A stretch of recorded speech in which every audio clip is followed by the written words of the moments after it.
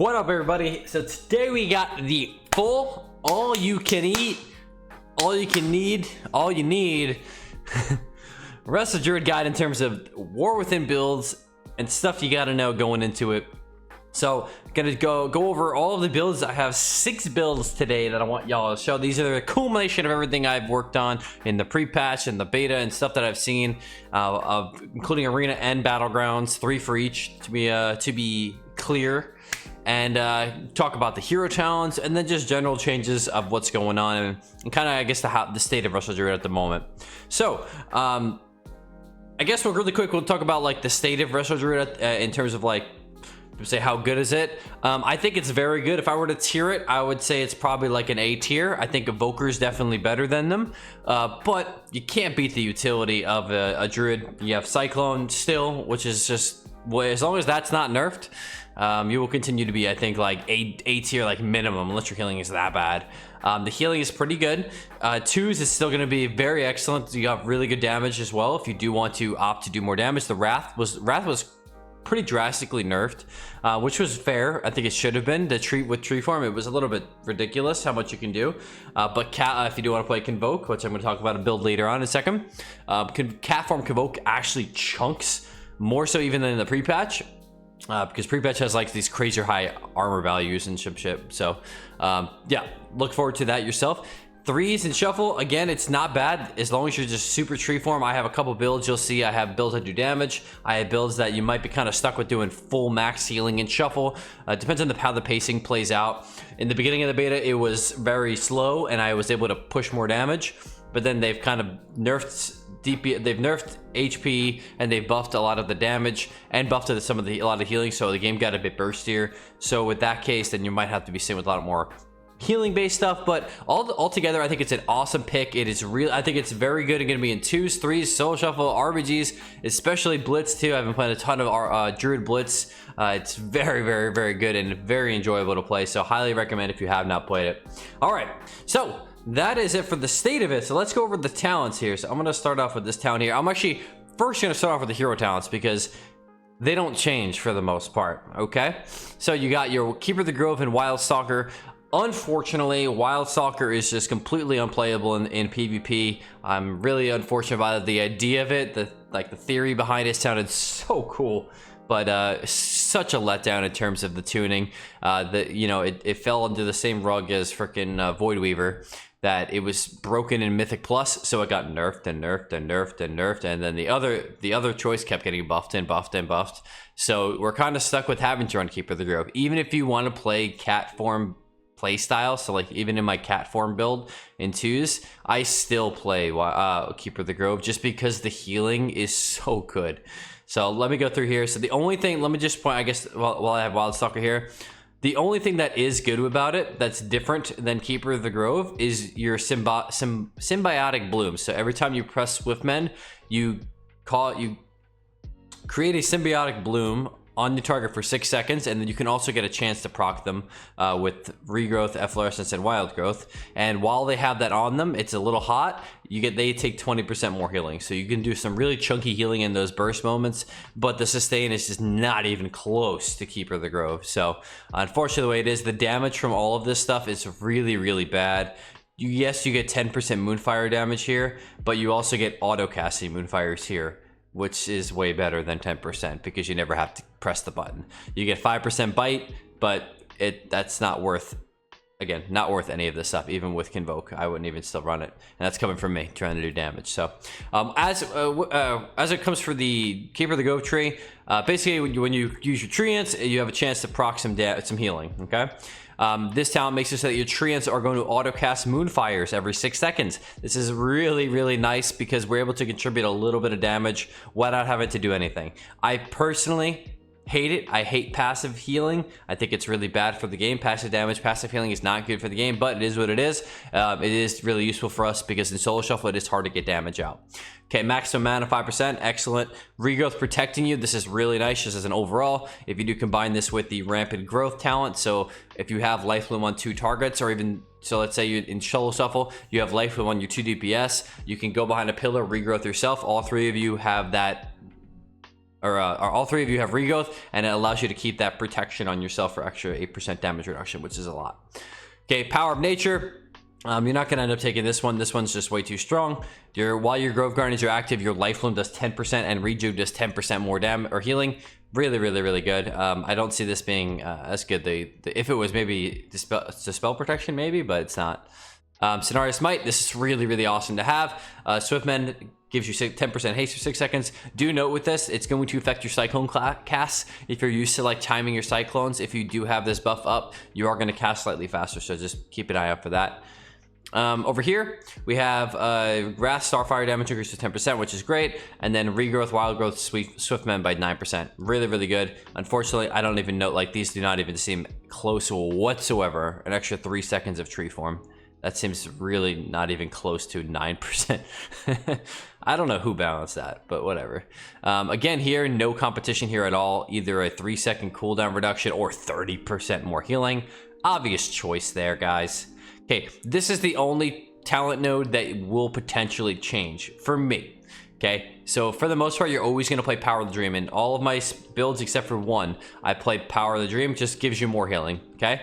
The one that I don't play it is Control the Dream, which basically what this means is the longer you don't use a cooldown, the shorter the cooldown becomes, up to 15 seconds. So if this applies to Swift NS, Tree Form, or it Convoke the Spirits, which is the important one. So when I'm playing my Convoke build, I use this. So the first Convoke of the game is going to end up being 45-second cooldown. And sometimes Convoke takes a little bit of setup, so you can't use it right away. And in those cases, you're going to hit a short cooldown again.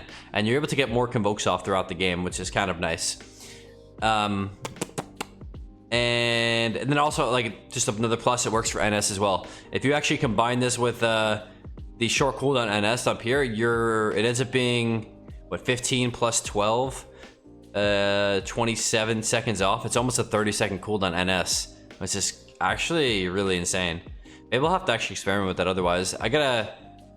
It's kind of hard to quantify how good this is because you're proccing them all the time anyway. But anyway, all right, next talent here, we got Blooming Infusion. This is a pretty cool one. I'm really disappointed that they did not add in-game auras for this, but every 5 regrowths, you get your next Wrath, Starfire, or Roots is instant cast and does 100% more damage. In the case of like 2s or 3s, or I mean, honestly, in Shuffle 2, I typically like to use this on Starfire because Starfire is the biggest damage out of those and it's instant cast. So that's why I do have Starfire bound. If you're not running Starfire in your build, so not all of my builds have Starfire, then just you can use it on a Wrath or you can use it on an instant cast Root.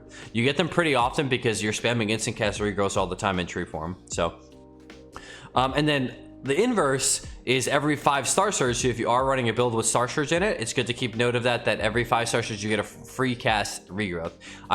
It's again really annoying there's not an aura for this, like, or maybe make sure regrowth glow or something like that, because there's so many times like I waste time running behind a pillar to go cast it and then it's an instant cast, or like trying to juke it, I'm like spamming, I'm like, oh wait, did I cast it?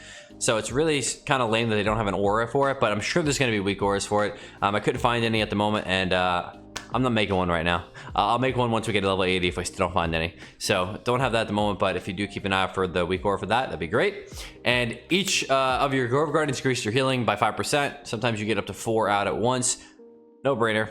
We take that, we do big healing. All right, so as you can see, the healing of this tree is just literally does not even come close to the healing in this build.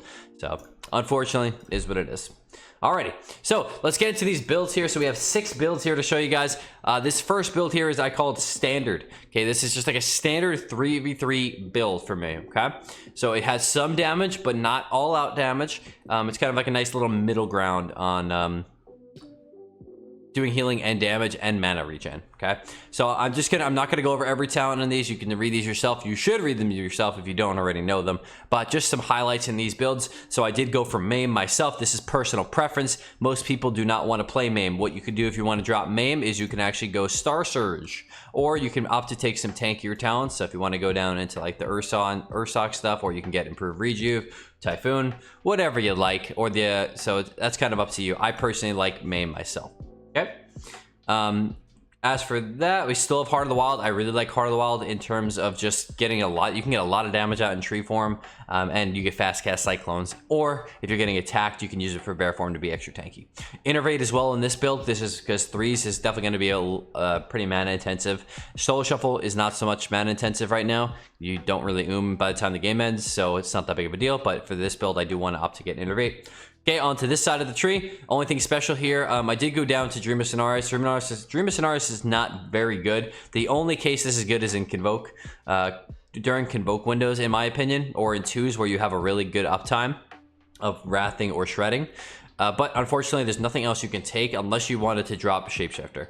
Okay, if you find yourself not wanting to do anything offensively, you can drop Shapeshifter and drop this, and you can go for Thriving Vegetation or Budding Leaves. All right. Unfortunately, this is like just the quickest route down to Reforestation, so that's why we have it, or that's why I have it. And I like the mana regen from Shapeshifter. You can get a lot of mana rate back. All right, so that is it for the first standard build. So again, like a standard 3v3 build. This cat build here is my 2v2 build. Okay, so this build is going to focus on a lot more of the cat talents. So I'm over here. We got Feline Swiftness. We added Kick. We have Maim. We have Heart of the Wild. Yeah. Oh, and also note that in every build, this point is interchangeable. So this in Improved Cure. So like for example, in 2s, I will I opt to potentially run Well-Honed Instincts if it's a comp that's going to be kill quick, especially if it's like double DPS. Sometimes I'll run Hibernate into Druids or Shamans. Maybe you can catch them, or even Hunters. And then yeah. That's it. And then also I'm still experimenting, like, you know, cases where I can drop something like Feline Swiftness or Skull Bash and go into Star Surge and get a little bit more damage. But typically when I play cat form, I'm typically just in cat form as much as possible to generate the combo points as fast as I can to get more maims off. But I'm gonna mess around with Star Surge in that build. But as for right now, that's what I got. Okay, on this side of the tree, the only thing I will note again is I actually did not go for Reforestation on here, just because I don't seem to Swiftmend as much. Actually, you know what? I take that back. I'm running it. Because 2s is pretty dampened right now. So this build's the same. Okay, the only thing I switched on here is I actually switched out Tranquil Mind for Waking Dream, because Tranquil Mind is really good if you're in tree form and you're casting Regos all the time. And Waking Dream is really good when the game becomes a little bit more passive. So I'm in cat form a lot and not actually spam healing. So your Serious Gift's going to get a lot more value because it's healing, passive healing. And then I actually, like I said, I opted to take Convoke in this build. Convoke with Heart of the Wild up in cat form does really good damage on the beta. Like I'm able to do, especially on a leather or a cloth class, I'm able to do like sometimes up to 60-70% of someone's health, which is crazy. It's kind of like back to the, not Shadowlands level, but like, I guess like late Shadowlands era, before it was nerfed, or after it was nerfed, yeah. So yep, there we go for that build. And also in all of these builds, I did opt to keep Burning Infusion. You can also play Prosperity. I talked about playing Prosperity a bit more in previous videos, but the amount of purge classes that are good right now is not very good. Evokers are everywhere. You have mages are actually really good right now, and disc priests are really good now. So all the purge classes end up being good, and it's kind of just, I don't want to be falling behind on some of these games, so I opted to stick with the Verdant Infusion there. All right, next build here. So this is a build that you could use to opt to use for Solo Shuffle. This build doesn't have damage. It has as much healing as possible. All right. So on this side of the tree here, I don't have anything over here. I have just the tanky talents just to live quick. One talent that I did take that's, I guess you could say, was a little bit more different was Typhoon. I opted to take this because Solo Shuffle, one knock, it could save the game, because a druid could push up to you to Cyclone, you knock them, you don't get cloned, and you win the game. Or you get cloned and lose the game, you know? So that's the only thing different in this build here, but just as much healing as possible. I did take Improved Rejuve as well, because this build is going to be very Rejuve based. And then for the Resto build, or Resto side here, oh, actually, I took Waking Dream because of this is very Rejuve heavy. So I do have Regenesis. I dropped, what did I drop to get Regenesis? Oh, is it something down here? No. What did I drop for Regenesis? I'm sorry, hold on. Oh, I don't have Cultivation here. Hold on. Nope, that's wrong. This is right. Gotta have that Cultivation, man. All right, so in this build, dang, that was wrong this whole time. Hold on, some of the stuff was wrong. This is good before I link it in the video. Okay, the only thing different in this build is obviously we have tree form again. We do still have photosynthesis, but we have the rejuve based talents. So thriving vegetation as well as germination. Really, really, really high throughput, man. When you thriving vegetation as well as germination, combine those with that mastery, it's gonna heal so much. So, and then obviously Brilliant Fusion because you want to keep those rejuves up as much as possible. When you're playing this, make sure that you are Soul of the Forest rejuving as much as possible, okay? Kind of it on that build there. All right, so getting into the 3 BG builds next. So the first one here we got is the FC build, I'll call. So this build is for FCing, plain and simple there. I have every tanky talent that I could possibly have. So I have Feline Citrus for that speed. I have Ursox, Ursine, Thick High. I don't have Killer Instinct for the armor. It's the only one I don't have, but I opted to take some other stuff rather instead. Typhoon just to knock people away from me. Mass Entanglement always in this because just running away trying to root melee that are chasing you, maybe anyone that's chasing you. Not everybody has a dispel for themselves, so it's really useful there. So everything tanky possible in there. On this side here, I opted for anything that was really high single target healing. All right, so on here you'll notice like I did not take double life limpies. Typically I'm just healing myself in a lot of these games. So tree form still, of course. I dropped Tranquility because I don't need Tranquility if I'm just healing myself, and you can't use the Trank immunity during holding the flag. So opted to just go for this for spam healing, maybe during tree form, just spam regrowthing myself. And what else we got here? We got obviously Germination, Thrive, and Vegetation. I did want to hold on to Call Dale the Druid, like unlike in the previous build. Sorry, I forgot to mention that. The last build did not have Call Dale the Druid. I like this because of bear form. Okay, you're able to get shift into bear form, get that double regen to be even tankier with the more stamina and everything like that. So just much tankier in general. Okay, and yeah, just as much single target healing as possible. So this is the build I'm running for FCing. I also run this build in Temple. I believe so. No, slightly different. Crap. Okay. So in Temple, I run this, except for I take, I believe, there's one thing I take. Maybe it was Older Druid. I want double life bloom in that. I forgot what I did. Oh, I might have dropped this. No, I probably dropped the...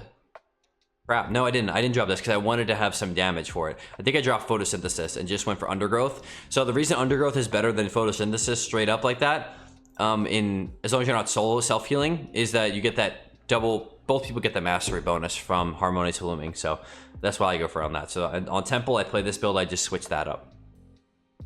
Okay, just because I like to pick up orbs because sometimes nobody does it. All right, next build here, we got BG Damage. So this build is what I play in Deep Wind Gorge as well as AB. Okay, so the node maps that don't have a lot of team fights.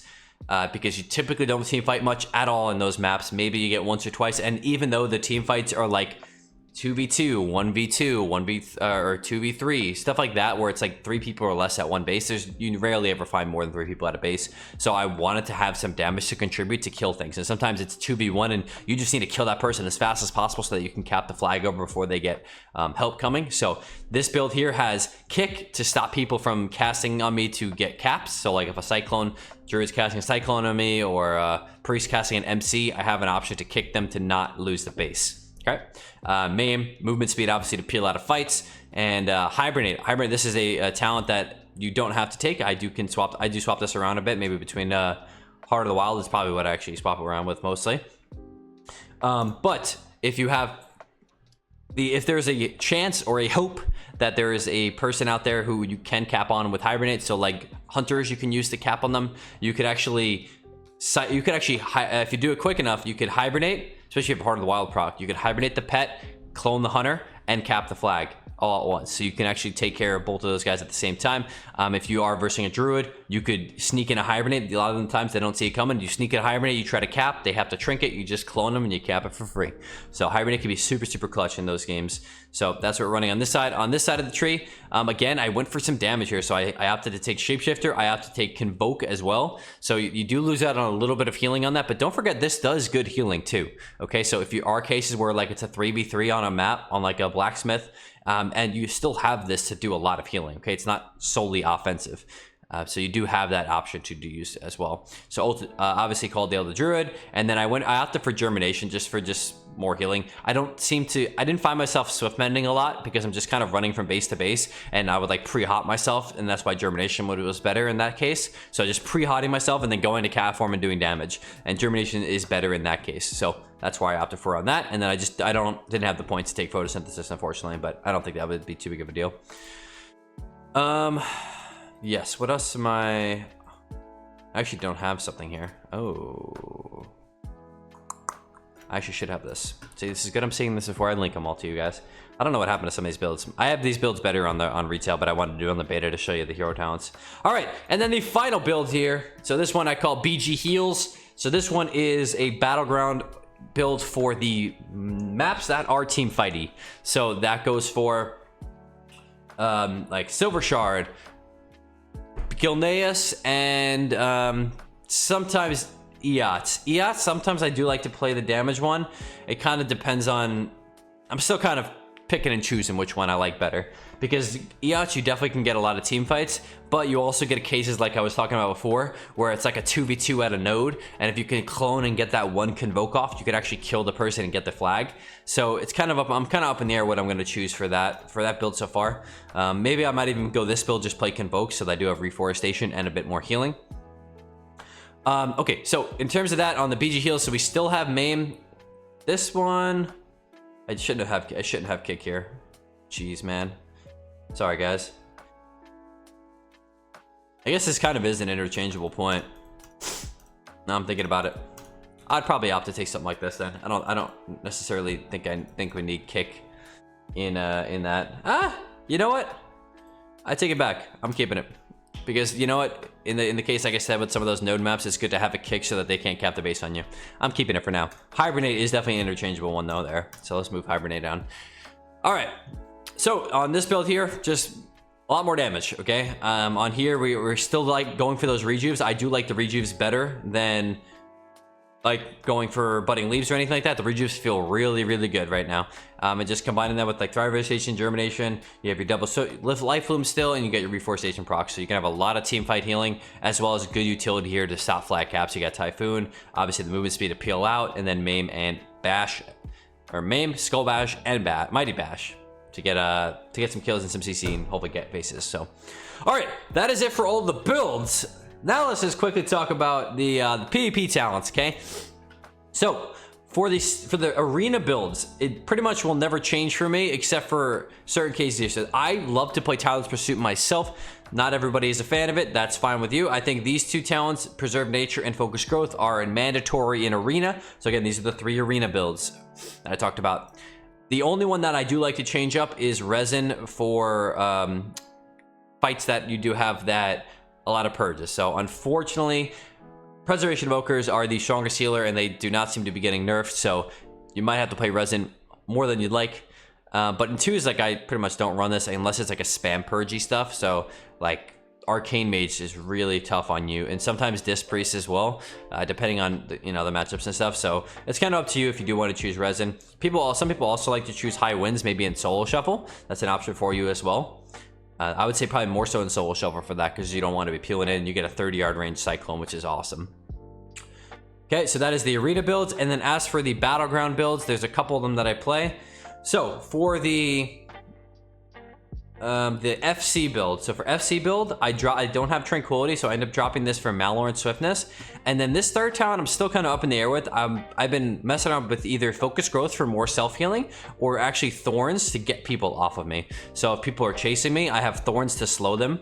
And it's actually been really nice to have. So I've been leaning a little bit more towards Thorns, but I'm gonna have to kind of play it out how some of these games are going and what people typically do. I think at the higher ratings, I'm probably going to be having people on me more, so I might actually have to go for that Focus Growth, because Thorns really helps to just get across the map, but Focus Growth is going to help a lot more with just surviving by yourself, whether it's 1v3 or whatever it is.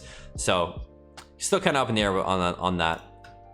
As for the other 2 builds, so for the 2 other BG damage and BG healing one, I do play Tranquility. I do want to have this immunity because, again, you could save yourself to immune CC to cap a flag. Excuse me. Or you could just use it to hold a cart in Silver Shard before your team gets there. Has a lot of good niche cases. And then this third town here, I typically run early spring.